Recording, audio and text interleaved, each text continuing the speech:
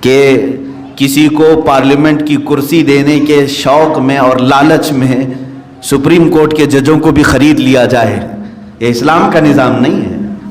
عدل جب معاملات آ جائیں، آخری زمانہ میرے آقا صلی اللہ تعالیٰ علیہ وسلم کے رحلت ظاہری کا، جب حضور اکرم صلی اللہ علیہ وسلم نے مسجد میں اعلان فرمایا کسی پر کوئی حق باقی ہے تو وہ مجھ سے طلب کر لے، کسی پر کوئی حق میرا باقی رہ گیا ہو تو طلب کر لے۔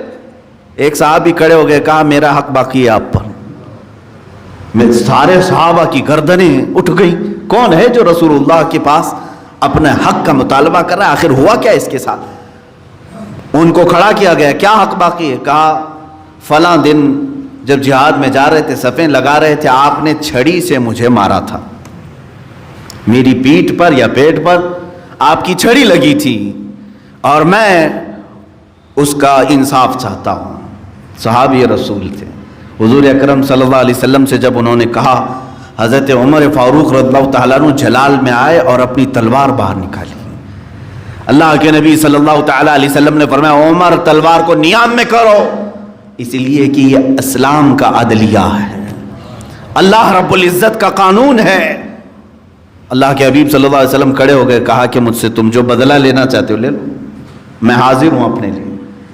انہوں نے کہا جس وقت صفیں لگ رہی تھیں اس وقت میرے بدن پر، جسم پر جبہ نہیں تھا، خالی بدن تھا، تہبند تھی بس، تو لہٰذا آپ بھی اپنا جبہ مبارکہ اٹھا دیں۔ اتنی جرأت کون کرے گا؟ لیکن یہ اسلام کا عالی عدل ہے میرے عزیزوں۔ اللہ کے حبیب صلی اللہ تعالیٰ علیہ وسلم نے چوں چرا نہیں فرمایا، اپنا جبہ مبارکہ اٹھایا۔ حضور کے دونوں کندھوں کے بیچ میں مہر نبوت تھی جو سورج سے زیادہ چمکتی تھی۔ اس صحابی نے بڑھ کر کے اس مہر نبوت کا بوسہ لیا اور کہا میں نے بدلہ لے لیا، بس مجھے یہی چاہیے تھا۔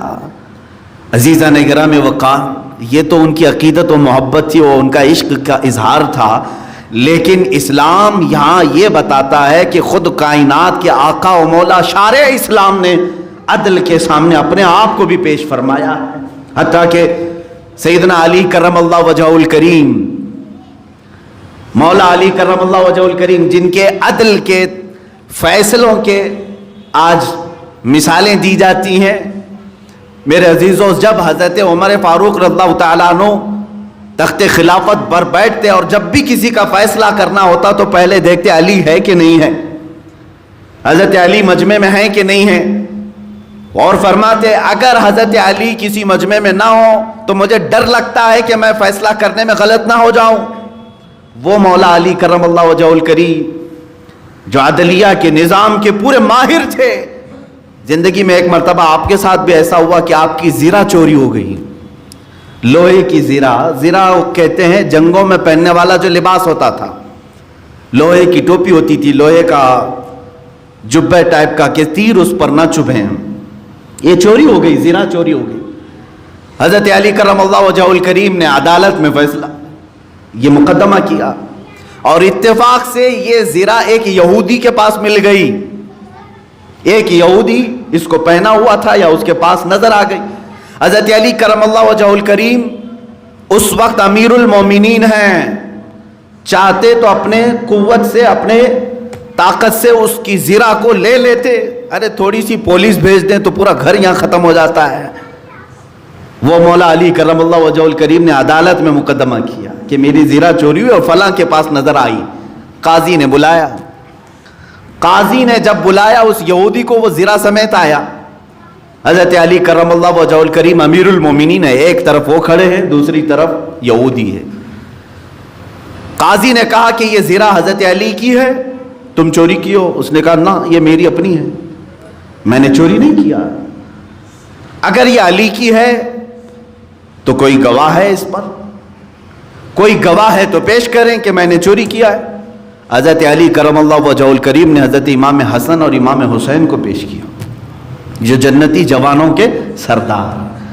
آخرت میں یہ تمام تر ان کے مقامات اپنی جگہ پر عدل کے اور یہاں انصاف کے کٹہرے میں جب آئیں تو جب جیسے آج کہا جاتا ہے کہ کورٹ ایویڈنس پر چلتی ہے، حقیقت میں یہ اگر ایویڈنس پر چلتی ہے تو وہ صرف اسلام میں چلتی ہے، باقی میں نے نہیں دیکھا۔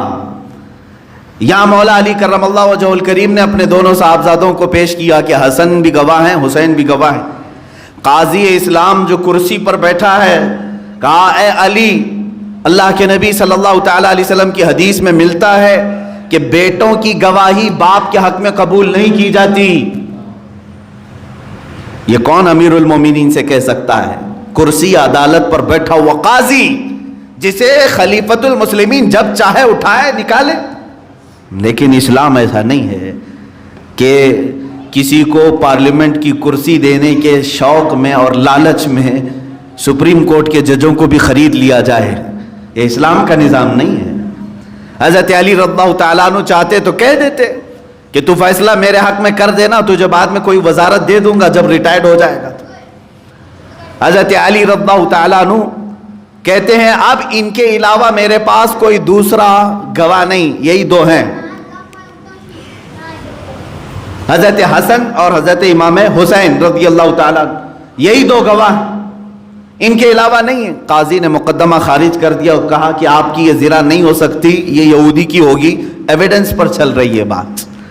وہ یہودی کے حق میں فیصلہ ہوا، وہ لے کر کے جانے لگا کہ قاضی اسلام نے امیر المومنین کو زرا دلانے کی بجائے ایک یہودی کے حق میں فیصلہ کر دیا کہ یہ زرا یہ ہے۔ میرے عزیزو، مائنورٹی کے حقوق کیا ہوتے ہیں یہ بھی اسلام میں پڑھو۔ لیکن وہ یہودی عدالت کے کمرے سے باہر تک نہیں نکلا تھا کہ واپس آیا اور کہا قاضی اسلام سے کہ میں زرا یہ پیش کرتا ہوں لیکن ساتھ میں اپنے آپ کو اسلام میں پیش کرتا ہوں، میں مسلمان ہونا چاہتا ہوں۔ کہا کیوں؟ کہا حقیقت تو یہ ہے کہ یہ زرا علی کی ہی ہے، میں نے چوری ہی کی تھی، لیکن میں یہ دیکھا کہ آج اسلام کا نظام اتنا مضبوط ہے کہ اگر وقت کے امیر المومنین کے پاس گواہ نہ ہو تب بھی عدالت پر بیٹھا ہوا قاضی سامنے والے کو نہیں دیکھتا بلکہ جس کے حق میں ثبوت ہے اسی کے حق میں فیصلہ کرتا ہے۔ میں نے اسلام کے اس عدل پر اپنی جان نچھاور کرنے کے لیے اسلام میں اپنے آپ کو پیش کیا ہے۔ عزیزان گرامی وقار، ایک دو نہیں، ہزاروں مثالیں میں تمہارے سامنے رکھوں، ہزاروں مثالیں۔ الحمدللہ ہم اس مذہب مہذب سے تعلق رکھتے ہیں جس میں قرآن نے ہمیں یہ کہا یا ایھا الذین آمنوا کونوا قوامین بالقسط، اے ایمان والو عدل میں بالکل پورے کے پورے کھرے اترو، پورے کے پورے کھرے اترو۔ جب تم کسی کے ساتھ انصاف کا معاملہ کر رہے